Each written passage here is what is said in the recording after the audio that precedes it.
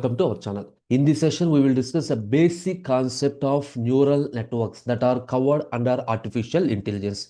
First of all, what is this neural network? Remember, the network that are mainly inspired by the functioning of biological neurons in the brain. That is, brain consists of multiple neurons. How the neurons works in the brain? The same concept is implemented in the form of neural networks under artificial intelligence. And this is a model of connectionist representation, means in this model, whatever the knowledge, that knowledge is stored in the weights of the connection rather than explicit symbols. That means instead of specifying knowledge as a separate entity within the weights of the connection, we are storing the knowledge. And the main purpose of neural networks is for identification of patterns, and they are used in classification, and the most important thing is it is used to solve complex problems, and these are learning from examples. Now, what is mean by this biological inspiration? Now, coming to this one, this is the general neuron architecture in the brain. A biological neuron mainly consists of three terms.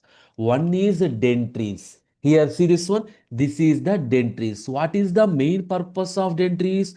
Which are used to receive the signals from other neurons. That is, one neuron is connected with another neurons by using some synaptic connections. To receive signals from other neuron, we are using this dendrites. And cell body are also called as SOB, which is used to process the signal. Whatever the signal that is received through dendrite, that signals are processed by the cell body. Now, axon, these are used to transmit the signals from one neuron to another neuron. Now, you understand? These are the main three terms. One is used to receive the signal, another one is used to process the signal, and axon is used to transfer that signal from one neuron to another neuron.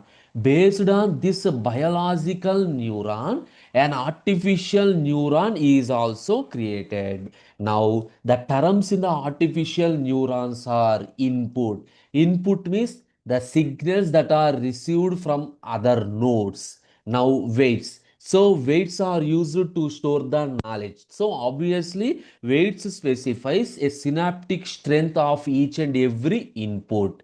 Now, along with the inputs and weights, we are doing some summation function. That means multiple inputs are traveled to. For example, these are inputs. Multiple inputs are moved to one particular signal. Now, the summation function is used to combine the input. And finally, the activation function. Based on the activation function, the output is decided. Now, these are the main important terms we need to remember in our neural network concepts. Now, what is the nerve? Here, everything is related to nervous system. So, if you are using this nervous system, there are different types of neurons in the nervous system. They are carrying different functions. So, in the nervous system, mainly three different types of neurons. The first one is efferent neuron, are also called as sensory neurons. The name itself specifies sensory. Simply, it captures the information from the tissues. These neurons are used to capture the information from the tissues and organs, and this information is moved to, that is conveyed to the center of the nervous system, that means brain. Now, that is the first point. The sensory neurons capture the information, and that information is transferred to brain. Now, efferent neurons are also called as motor neuron.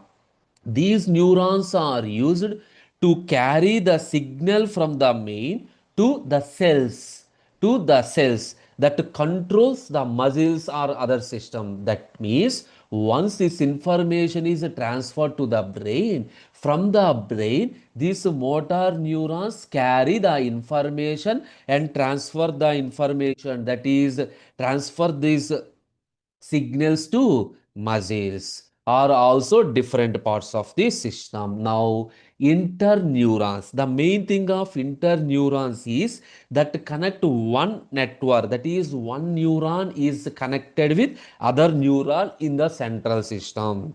That means these three types of neurons are get together. It forms the complete nervous system. These are the different types of neurons. Now, what you need to know? What is the behavior of each and every neuron? So the behavior of each and every neuron is very simple. For example, x1, x2 and so on xn. These are the different inputs. And f is the function. This function takes information from multiple neurons and produces one signal with certain conditions. So for easy understanding, observe the simple model of neuron is it applies to some function to the weighted average of all the inputs. What is the meaning? Previously, we discussed the term input, weight, summation, and activation function. Now, observe the same thing. Now, xk, what is the xk? Simply, this is the input received from the kth neuron. Wik is the weight of the connection between the kth neuron and ith neuron. For example, this is the kth neuron. This is input xk, and here we have some weight wik. This is ith neuron. Now, sigma means summation. Sigma means summation. Here phi is called activation function. Here phi is called the activation function. That means the activation function is applied to the weighted sum and it controls the output. The activation function controls the output that neuron generates. That neuron generates. Here, to control the output to avoid noise, we are adding bias also. This is the formation for a simple neuron. In a neural network, this is the formation. Observe, here input is available, weight is okay, summation and activation function. Now, coming to the activation function, depending upon the network we are using, the simple activation function is threshold function. So threshold, the value is equal to 1 or 0. The simple thing, if the value is 1 or 0, suppose if it generates the output, when the input crosses the threshold, whenever the input crosses the threshold 0, the output is 1. Otherwise, the output is 0. This is called threshold function. It has another name is also there. Heaviside function, another name.